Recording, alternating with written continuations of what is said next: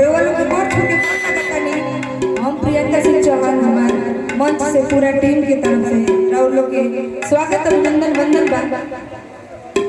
अरे सब लोग मिलके ही वंदन कि हरी हरी दूभिया चूरी भरी चाउर राखो नंदन हरी चुमाही चाले मामा सुहागिन राखो